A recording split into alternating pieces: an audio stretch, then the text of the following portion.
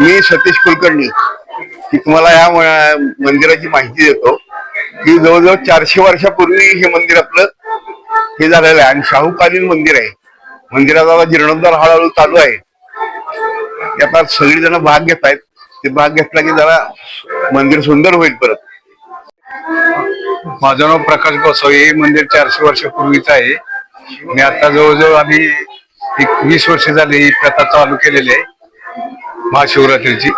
आमचं सार्वजनिक गणेश उत्सव, गणेश पार, यशेश्वर गणेश पार हे सगळं उत्सव करत असतं. आम्ही मंडळाचे अध्यक्ष उपाध्यक्ष आहेत कुलकर्णी आणि ते येतात, ते भटजी म्हणून येतात, ते पण असतात. ते बाकीचं सगळं करतात, होम वगैरे दरवर्षीप्रमाणे आम्ही करतो. हे कृष्णेश्वर मंदिर आमच्या पेठेचं नाही तर अख्ख्या महाराष्ट्रात देशात फार प्राचीन मंदिरापैकी एक मंदिर आहे. अंदाजे 400 वर्षापूर्वीचं हे मंदिर असून या मंदिराचं म्हणजे पावित्र्य आणि भाविकांना नवसाला पावणारा देव म्हणतात अशी याची ख्याती आहे. परंतु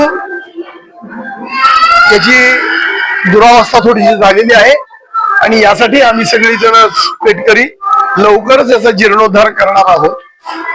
याला ड वर्ग मध्ये लवकरात लवकर समाविष्ट व्हावं म्हणून महाराष्ट्र शासनाच्या ड वर्गाच्या यादीत आपण देवस्थान म्हणून यात करण्याचा प्रयत्न चालू आहे. सदरच्या बाजूला पूर्वेच्या बाजूला खचत चाललं होतं मंदिर ओढ्याच्या मुळे, तिथं आता कॉन्क्रीट करून घेतलेलं आहे.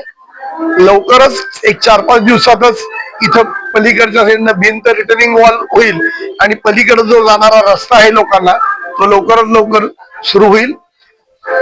या प्राचीन मंदिराचा जीर्णोद्धार करताना आम्हा सगळ्या सातारकरांना, महाराष्ट्रवासियांना सगळ्यांना विनंती आहे की आपण आपला सहभाग यात नोंदवावा आणि योग्य पद्धतीनं आणि एकदम चांगलं मंदिर या ठिकाणी करण्याचा आमचा सगळ्यांचा मानस आहे आणि तो पूर्ण होईल याची आम्हाला पूर्णपणे खात्री आहे.